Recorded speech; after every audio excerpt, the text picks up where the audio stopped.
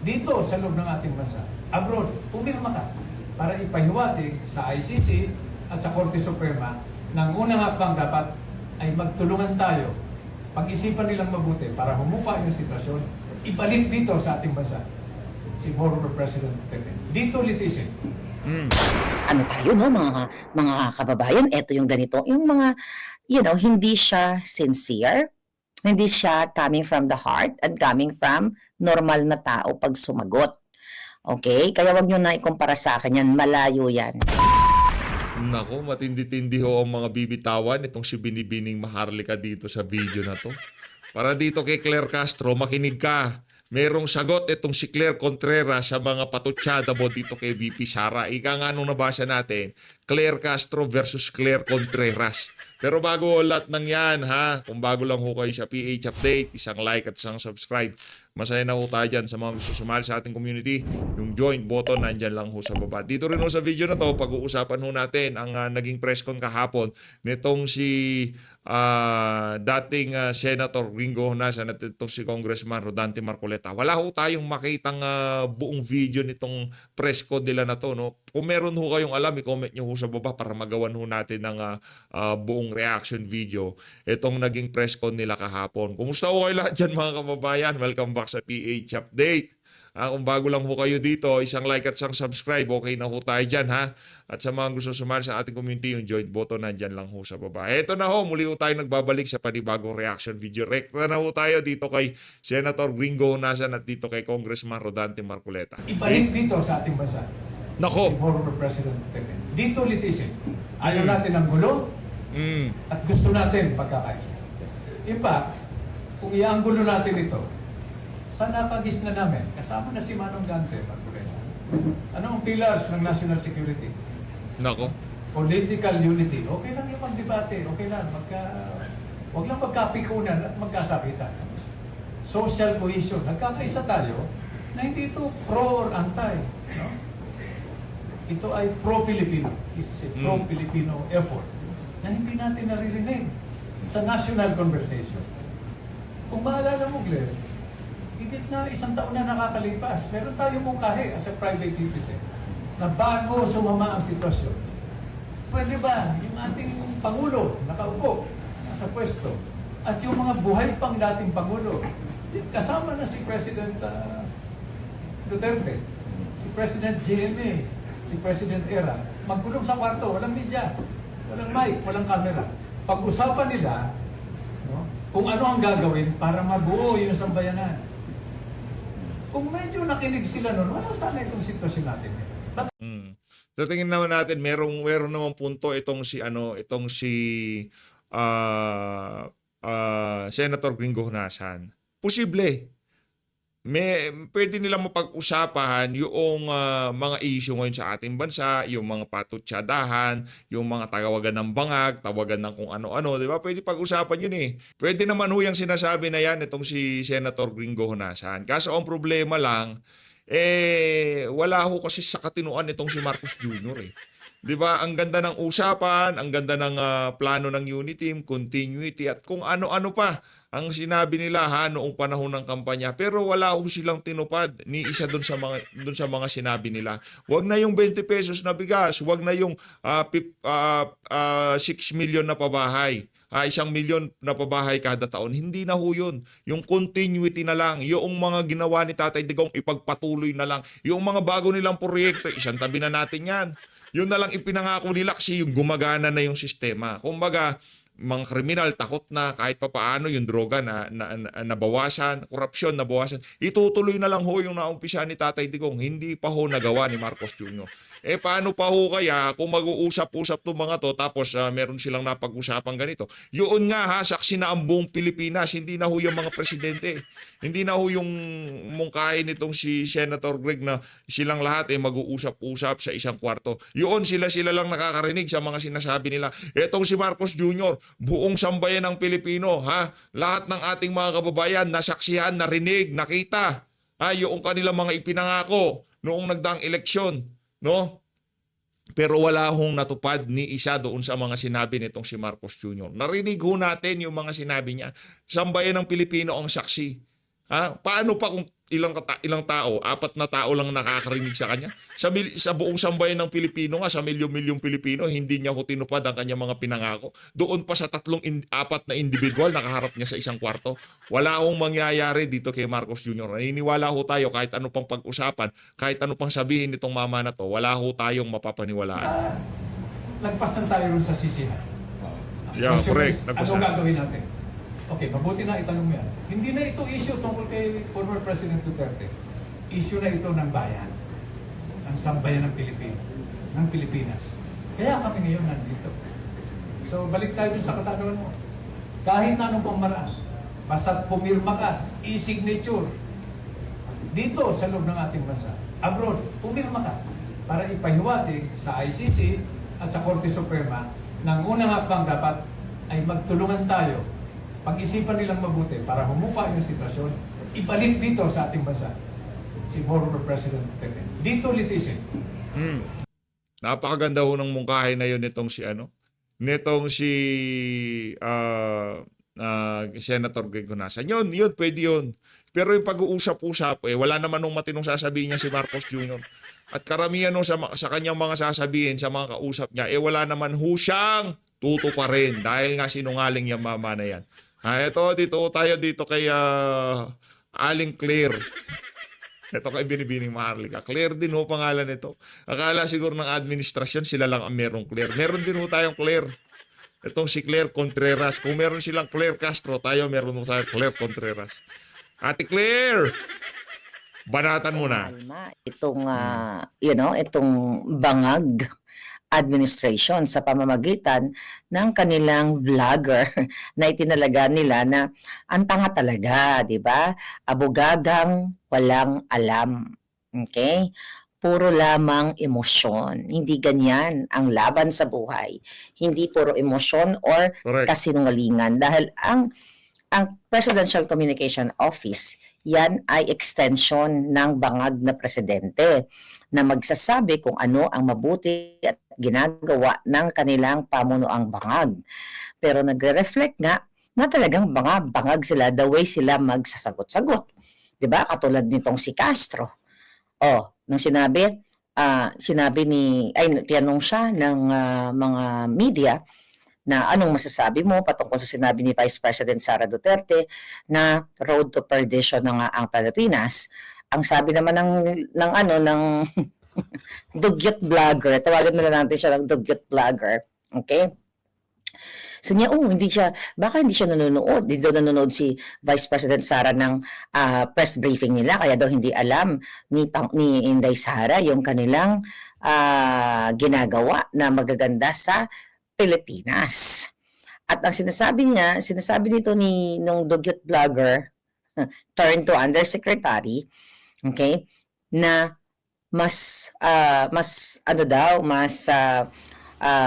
kung maging president, maging ang leader daw ay katulad ni Inday Sara, mas parang lulubog daw yung ating bayan natin. Ang tanong ko nga, mga kababayan, kayo yan, ano ba ang ginagawa ng bangag administration? Paangat ba ang kabuhayan ng sambayan ng Pilipino dito sa administrasyon na to? Tama naman kung sinasabi nitong si Claire Castro na kung si VP Sara ang magiging presidente, palubog ang Pilipinas. Ito ba, paangat ho ba tayo? Korupsyon, walang direksyon, ang tawag dito, bangayan sa politika. Wala ho talagang nangyayari sa Pilipinas. Kumbaga ngayong mga panahon na to, nandoon ho tayo sa estado na kung saan walang galawan. Wala sa pagdating sa ekonomiya, pagdating sa infrastruktura. Wala ho talagang galawan, ika nga. Status quo. Pambira talaga itong si Claire Castro. Pero yun natin.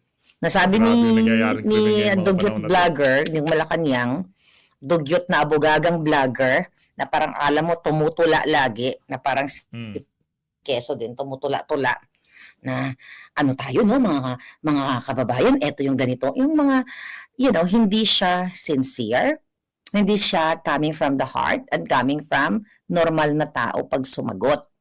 Okay? Kaya wag nyo na ikumpara sa akin yan. Malayo yan. Kakain muna siya ng maraming pulburon. Magkapangalan lang sila. Pero hindi ho sila magkatulad. Itong si Binibining Maharlika, mas ano ho yan mas kumbaga mas matalas ho yan pagka bumalagbag. Okay, dahil wala yung paninindigan para sa Pilipino. Ini-echo niya lang yung kabangagan ng kanyang amo. Now, here we go. Ano ang nakikita ninyo na mga proyekto ng bangag para masabi na tayo ay hindi papunta sa kadiliman, sa kahirapan, or sa karimlan? Kasi yun ang ibig sabihin. Imagine nyo, for the last, ito na lang taon na ito, from January, February, March na tayo ngayon, ang laman ng kanilang press briefing ay Pangulong Duterte, Inday Sara, and vloggers. Yan ang kanilang achievements ng gobyernong ito. Ang gipitin tayong lahat. Ulitin ko, noong panahon ni Pangulong Duterte, deadma ang mga vloggers, mga dilawan, pulahan, o kung ano paman. Hindi yan nagkakaroon ng puwang everyday sa mga press briefing, and Spokesman Roque can attest to that, na hindi yan vision or mission or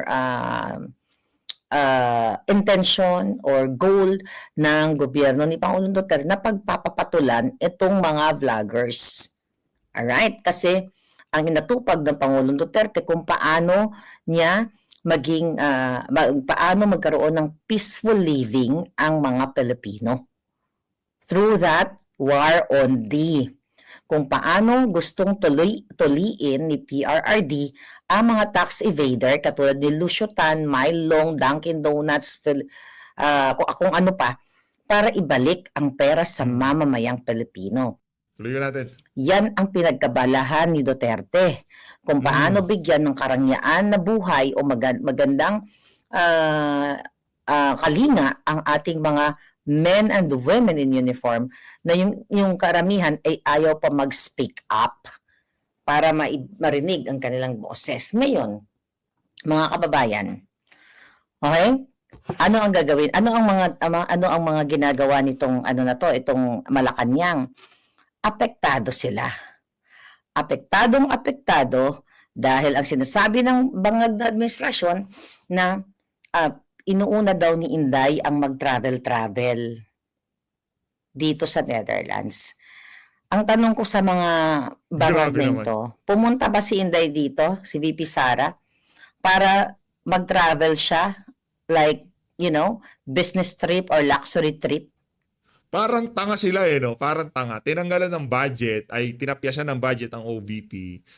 Ngayon, pinakulong si Tatay Digong sa The Hague, sa Netherlands. Ngayon, siyempre, anak niya yan, Vice President, pupuntahan niya. Siya lang sa pamilya ang merong Schengen visa ata kung tawagin yun, di ba? Siya lang sa pamilya, siya lang sa mga anak ni Tatay Digong ang merong ganong klaseng visa. Kaya siya ang pinakaunang rumisponde diyan sa pagdukot na yan kay Tatay Digong at pagpapadala diyan sa Netherlands. Ngayon, ginagawa nilang issue. Bakit? Hindi nyo na ba talaga masagot yung mga wala na ba kayong pangtakip ng butas? Swerte nga kayo, di ba? Yung issue ng BICAM report, yung issue ng PhilHealth. Anong nangyari? Natabunan dyan sa pagkidnap dito kay dating Pangulong Rodrigo Duterte. Pero huwag kayong mag-alala. Hindi yan makakalimutan ng ating mga kababayan. Nakafocus muna kami kay Tatay Digong dahil bukas birthday niya, di ba? Kaya pagkatapos ng birthday ni Tatay Digong, balik balagbagan blues na naman tayo. Pag-usapan naman natin yung kulang-kulang na BICAM report at yung ang tawag dito, yung PhilHealth issue. Yan, yung pinapabalik na pera na Supreme Court sa PhilHealth. Dapat ibalik yun ng administrasyon nitong si Bangag.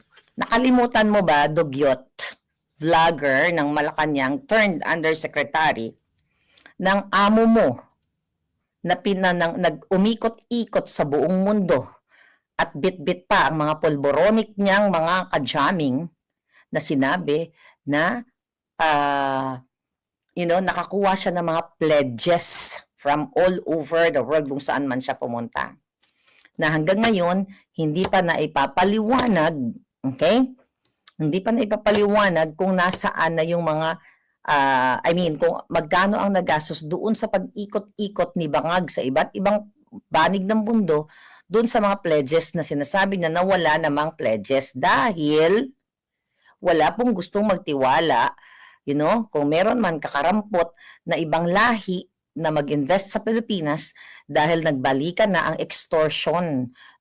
Hindi nga, ngayon nga mga panahon na to, tingnan nyo na lang ho ang nangyayari sa ating bansa. Sa tingin nyo ba merong banyagang mamumuhunan na nasa matinong kaisipan na maglalagak ng investment sa Pilipinas gayong ganito ang nangyayari? Hindi ho natin malaman kung bukas meron na bang mangyayaring malaking kaguluhan, gagalaw na ba yung mga iba't ibang organisasyon, 'di ba? Hindi ho natin alam eh. Sino ang magi-invest dito sa bansa na to kung ang political natin situation hindi ho stable, ika nga. Napakaraming uncertainty, pwedeng bukas maging presidente si VP. Hindi natin alam eh. 'Di ba? Hindi ho natin alam. Pwedeng bukas maging vice president si Tamba. Marami ho kasing pwedeng mangyari sa mga susunod na araw, kaya abang-abang lang ho tayo mga Mo kababayan. galing sa gobyerno ni Bangag. Extortion sa airport, extortion sa mga business na, bago magsimula ang mga foreigners or mga investors ay kumukubra na ang mga tiwaling kaalyado ni Bangag. Right? Bangagtus Benedictus. So natin, Ren John, what do you think about the newly imposed online voting for OFWs in the upcoming national election? I'm anxious that it might be vulnerable to hacking. We talk about that already, palangga actually, with Attorney Glenn Chong. Intention nila yan. Pwede nilang ngang dayain, intention nila yan para dayain ang halalan. But, we'll talk about that later. Maybe I will invite Attorney Glenn Chong para ma-update natin yung ganyang, kasi, napag-usapan na namin even nung mga nakaraan ilang beses. But this time, let's talk about that later with our guest. Okay, sabi ni Shelly, Miss Maharlika, watching from New York po. Wow, thanks for supporting Tatay Digong, praying for his health and justice to bring back home sa Pinas. Salamat rin po, and I'm praying rin for safety sa lahat ng nagta-travel dyan sa Dahig. Godspeed. Thank you, Shelly CMM. Si Ka Escuela, thank you so much. Ayan ang comment. Thank you so much for all your help. Really need your help at this difficult time. So, I appreciate it so much sa lahat po ng mga palangga ko na nagpapaabot ng help. Thank you very much. Okay. Now, ngayon, mga kababayan, so, balik tayo dun sa travel. Si Inday Sara, hindi siya nag-travel dito para magpakyot katulad ni Bangag.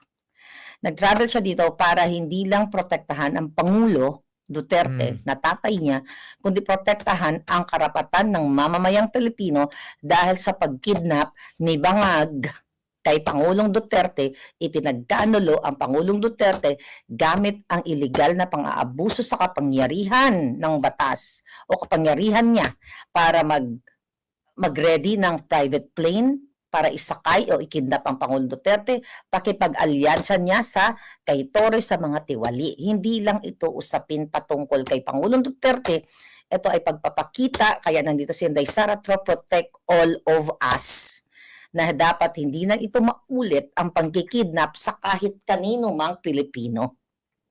Diba? So yun.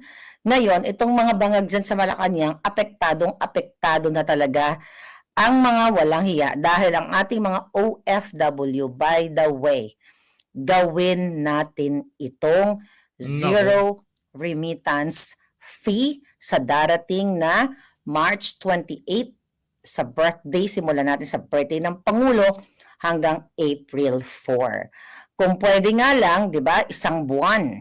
Okay? O buong taon. Kaso lang, yung mga kapamilya nyo doon, dapat silang bigyan ng bagyan ng ayuda ng gobyernong Bangag para hindi na sila umasa sa inyo. Which is yan naman talaga ang dilema nating mga Pilipino.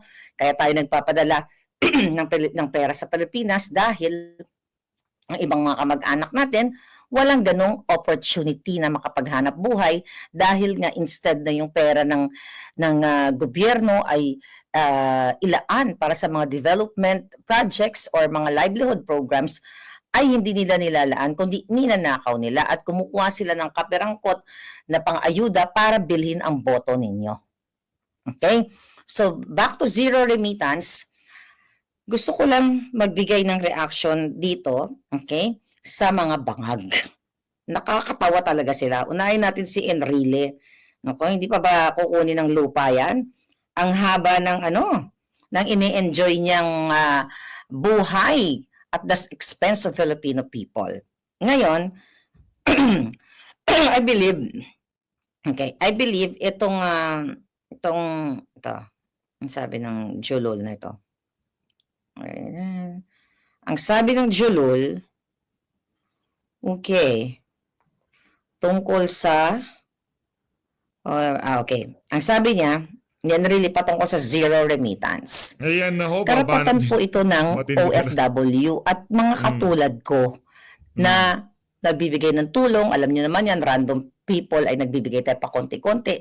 Karapatan namin kung magpapadala ba kami o hindi. Wala namang batas na nagsabi na dapat araw-araw, every other day, every week o every month, magpadala ka ng pera. As OFW, kunyari ako, pwede ko namang ipunin ang pera ko at bibit-bitin ko na lang pag-uwi ko. But dito ngayon sa babasahin ko, sa sinabi ni Enrile, sabi niya, this is a humble, unsolicited reminder to our social and political leaders. Whoever advised Filipino OFWs to suspend the remittance of their earnings abroad to the country should think many, many times about the adverse consequences of the advice to our OFWs. Wala pong nag-advise sa amin Wala na nag-advise. politiko. Kahit ako noon dati, nanawagan na rin ako ng ganito, di ba? Walang nag-advise. Kusa namin yung collective, kung ang bangag na gobyerno ay may collective effort para kidnapin ang Pangulong Duterte, kaming Filipinos abroad ay meron din kaming collective effort para, di ba, ipakita ang aming protesta sa pamamagitan ng pag-hold muna ng aming mga remittances. Okay? Basahin natin ang sinabi ni Enrile. May panakot kasi. Sabi niya, as I said before, for every action, there is always a possible counteraction. Sanay talaga silang manakot. Karapatan natin yan. Pwersahan ba ang pagpapadala ng pera sa ating mga palangga sa Pilipinas? Hindi po yan pwersahan. Diba? Ang iba dyan siguro, iniipon nyo ang inyong mga pera, nagpapadala kayo quarterly, every 6 months or whatever. It's your choice. Imagine nyo mga kababayan, pati yung ating kalayaan kung kailan natin i-hold ang ating pagpapadala ay pinanghihimasukan ng Grabe. mga bangag. Now, ang sabi niya, na enrilling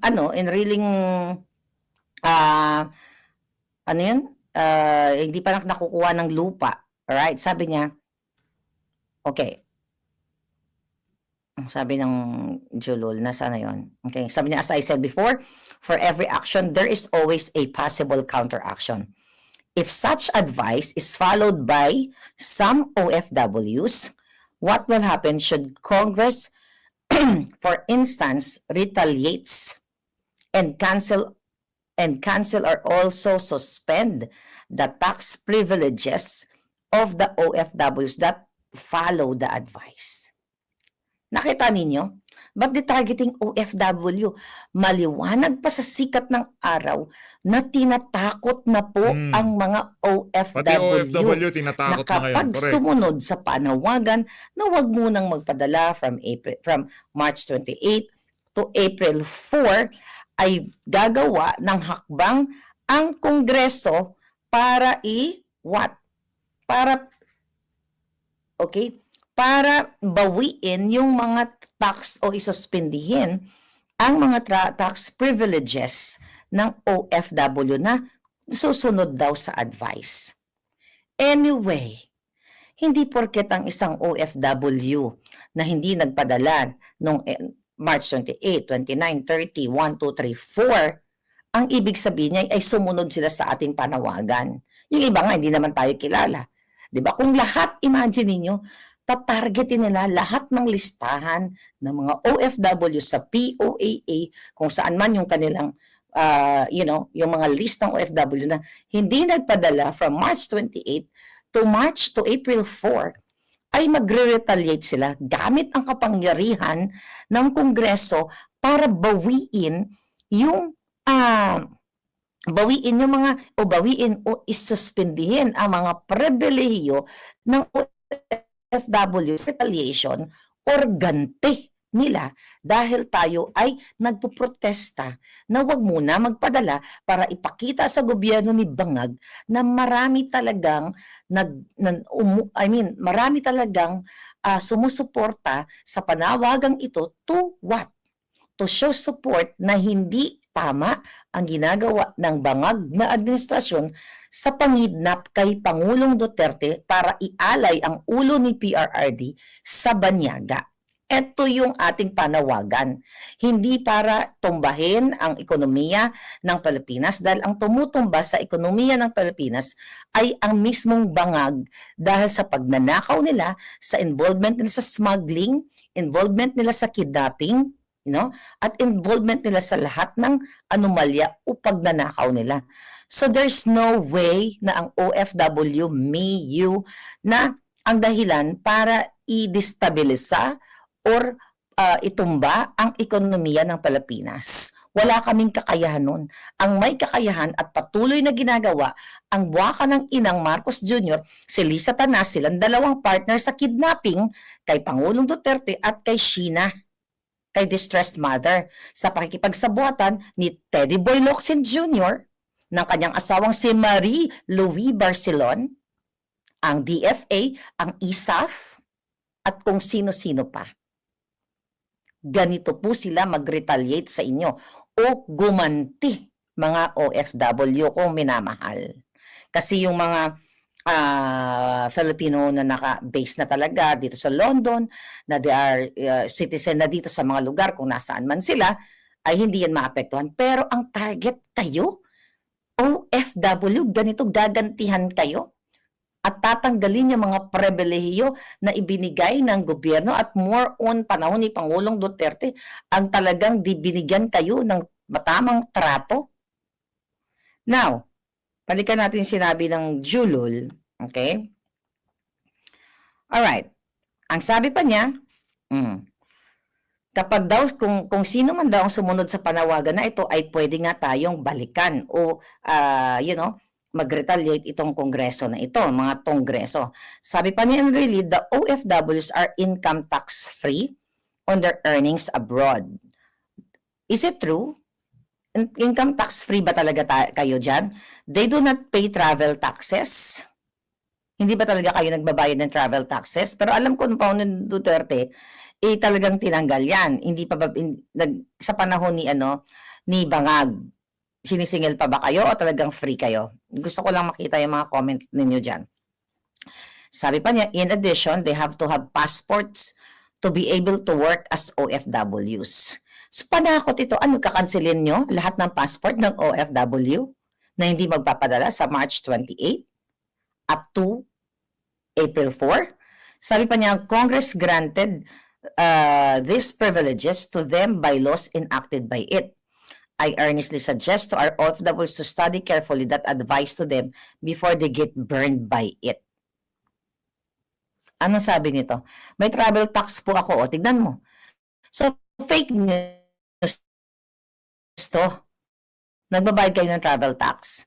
Pero alam ko, di ba, nung panahon ni PRRD, kung tama yung ng recollection ko, ay hindi na kayo pinagbabayad ng taxes. Ang sabi ni Tita Kay, free po basta may OEC. Ang sabi naman ni Fashionista, nagbabayad po kami ng tax dito sa Thailand. So, part of statement ni Tanda, ng traidor na si Enrile, ay fake news. Naku. Alright? But anyway, okay, going back dun sa issue na ganito sila. Ganito po kademonyo ang gobyerno ni Marcos Jr. Magkakasabot sila na kayo pag hindi kayo nagpadala from March 28 to April 4 ay posibleng magre-retaliate ang Kongreso. So ang inyong gobyerno, hindi sila nagtatrabaho, wala sila dyan para bigyan kayo ng kaalwanan. The moment na mag-protest kayo dahil yung hinaing ninyo na hindi tama ang ginagawa ng bangag, magre-retaliate sila. And this is very a dictador. Okay? Saka ang dating parang talagang kasi nung panahon ni Tatay Digong napansin natin, gusto niya na talagang makauwi na yung ating mga kababayang mga OFW. Yung tipong magkaroon ng maraming oportunidad sa Pilipinas. Pero dito sa administrasyon na to, parang wala ho silang pakialam. Yung dating parang, yan, habang buhay na kayo dyan sa ibang bansa. Kailangan kayo ng sambayanan. Magtrabaho kayo dyan sa ibang bansa. Walang oportunidad sa Pilipinas. Dyan lang kayo. Parang ganun ho datingan no? Diktadorya po talaga ito, okay? So yan mga kababayan. Alright. Lola, thank you so much. Lola, thank you very much. Advance ito. Sabi ni Karen, Whitmore, thank you palaga. Advance happy 80th birthday, Tatay Digong. Please take good care of yourself. Anything will be alright. Si Palangga. Maisog Vancouver. Sandra, thank you. God, please remind them about the special book sale of Kingmaker of Attorney Vic Rodriguez this March 29, Saturday, 4 to 8 p.m. The Justice for PRRD rally and birthday celebration is a gathering of DDS supporters show our love, solidarity, and support. Ayan sa mga palangga ko sa Vancouver. Andyan si Palangga Sandra na in charge sa book ni Attorney Vic. Thank you, Ga. Okay. Tinkerbell, thank you very much. Okay, thank you so much. Ngayon, mga kababayan, ang sinasabi dito ni Tandang Enrile na, okay, ito ay pananakot. Sanay talaga silang manakot. Dahil ako, tinatakot nila lahat, si Sas, ako, ang mga vloggers, tinatakot nila. So, ganun pa man, kitang-kita nyo na kung gaano kawalang hiya ang gobyerno ni Bangag. Natatakot sila dito sa zero remittance na ito, mga kababayan, okay? Kasi, mag-feel nila ang impact na ganun kadami ang naninindigan laban sa illegal nilang kidnapping kay Pangulong Duterte. Kasi maaapektuhan talaga to even mga bangko, 'di ba? Mafe-feel nila ito dahil during those days kapag talagang nag-zero remittance, mafe-feel ng mga bangko. Kasi nakikita nila yung in and out ng yung pagpasok ng pera ng mga OFW, ng mga dollar earner or mga Filipino abroad. Diba? So, ito yung ayaw makita ng gobyernong Bangag kasi ito ay magiging palatandaan o magiging patunay na talagang sukang-suka sa kanya ang gobyerno, sukang-suka sa kanya ang mga OFW o ang mga Pilipino dahil sa ginagawa niya. Although, maapektuhan ang mga pamilya, I don't think so. Hindi, kung 1 week lang ang panawagan, edi magdildil muna tayo ng asin.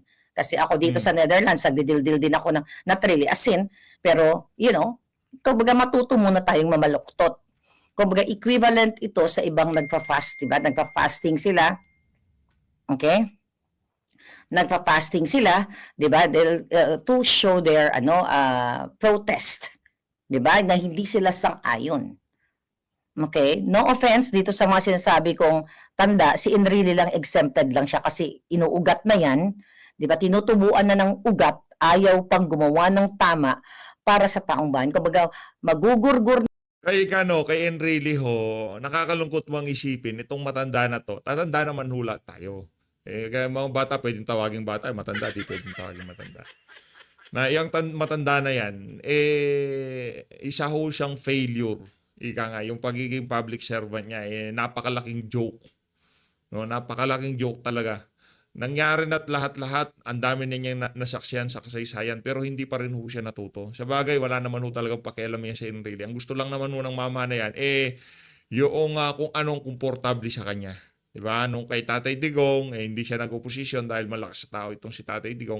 And ngayon naman, ayaw niya mag-oposisyon dahil napakabigat ng kamay ng administrasyon. Ganun ho yan si Enrile. Hindi ho maaasahan. Kaya para sa mga Pilipino na inihintay pa kung anong sasabihin ng matanda na to, abogado lang ho yan, pero walang kwenta ho mga sasabihin yan. So always, maraming salamat ho sa pag-support sa PH Update. Mag-ingat ho kayong lahat. Mahalin natin ng Pilipinas.